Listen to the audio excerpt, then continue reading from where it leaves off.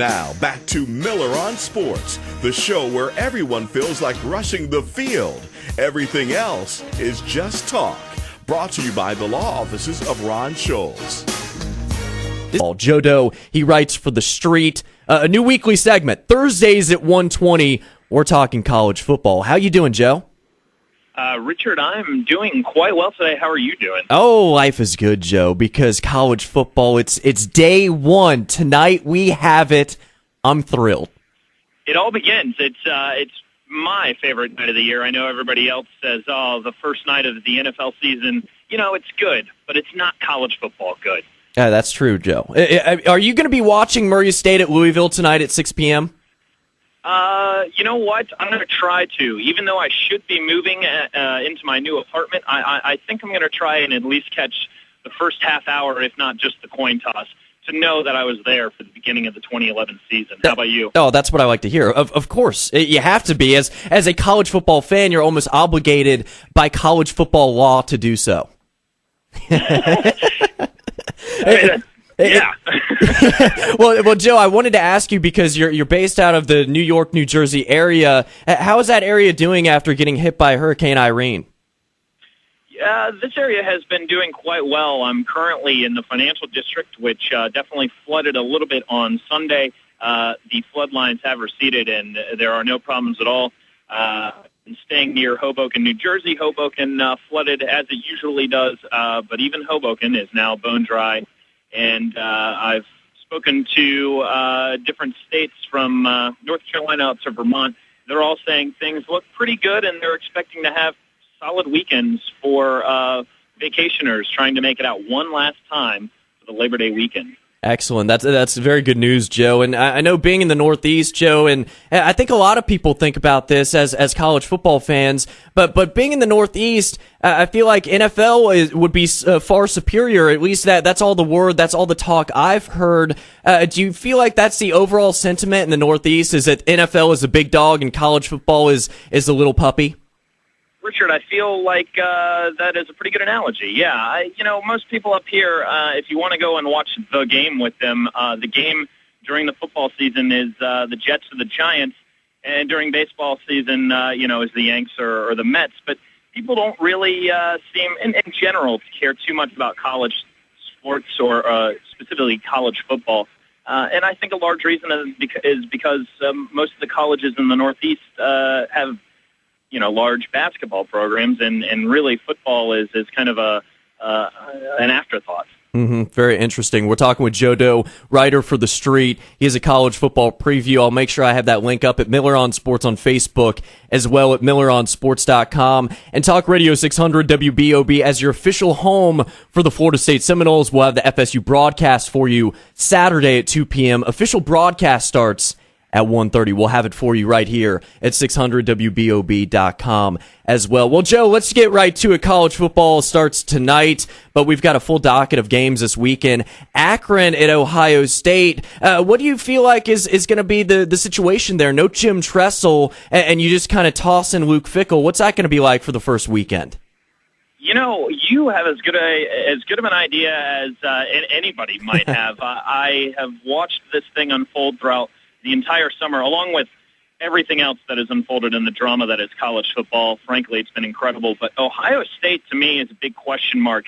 If this team can maintain somewhere in the middle of the top 25 kind of a rank, like at a 15 or a 16, I say good season for the Buckeyes. What are you thinking? Well, it's very interesting, Joe, because I look at this team. There's no Terrell Pryor, and you had a situation at quarterback there for a while. You had a fifth-year senior, and you also had a true freshman battling it out. And finally, Fickell names Joe Bauserman as the starter.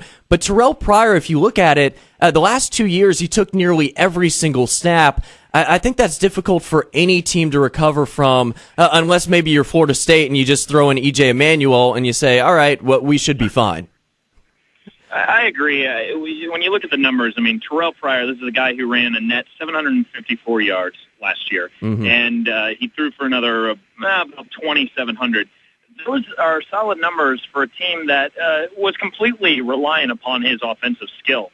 Him going out and Bauserman coming in, you kind of feel you kind of feel bad for Bauserman. I mean, he's 26 years of age. He's constantly been, in the back seat, kind of watching the game from the sidelines.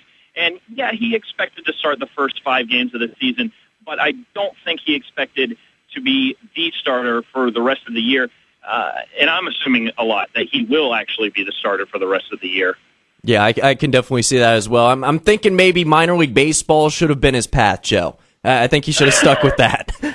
There's a lot of backup quarterbacks who should have been doing minor league baseball. I agree with that. Oh, that's so true. We're talking with Joe Deaux from the Street, college football preview for the weekend. Well, Joe, another big game is the defending national champions, the Auburn Tigers, ranked 23 in the country. They've got Utah State Saturday at noon. What are you thinking about this game? Because yet again, no big quarterback, Cam Newton. He's in the NFL. That's going to be an issue for the defending champions.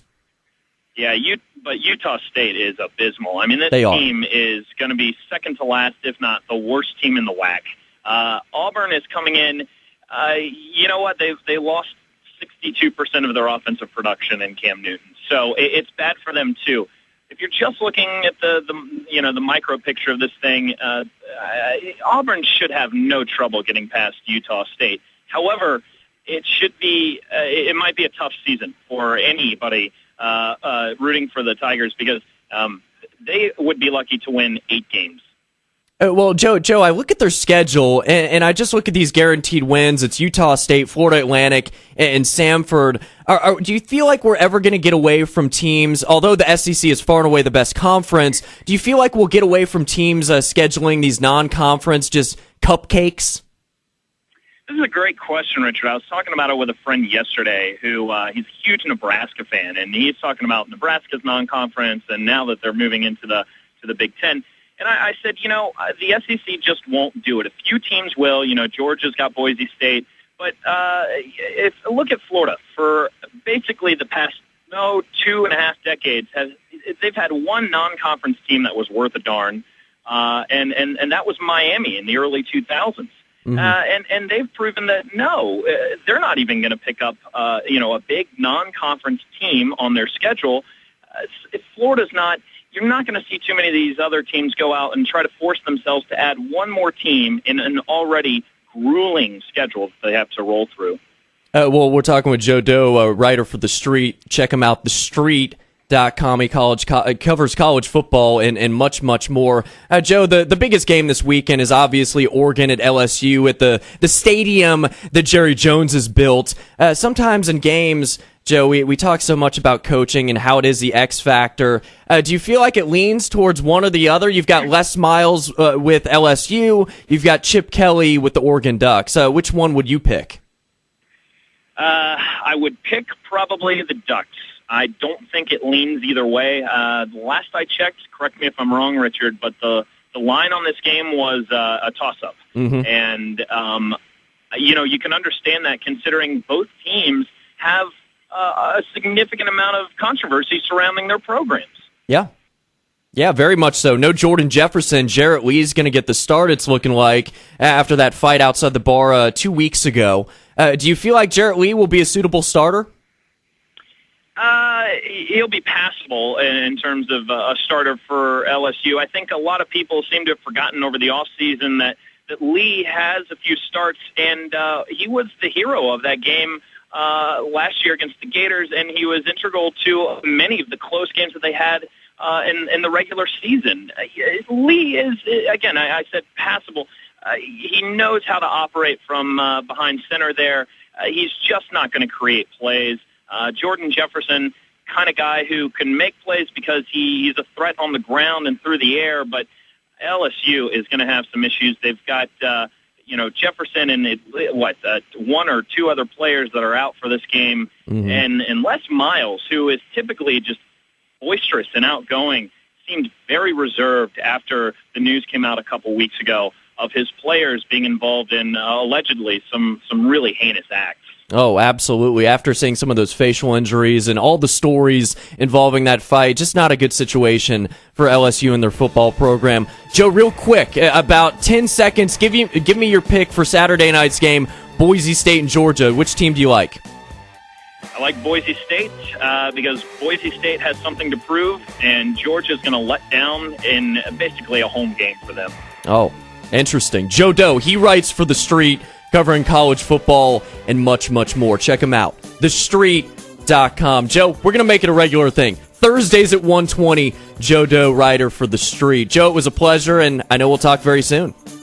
As always, take care, Richard. Thank you. All right. Thank you.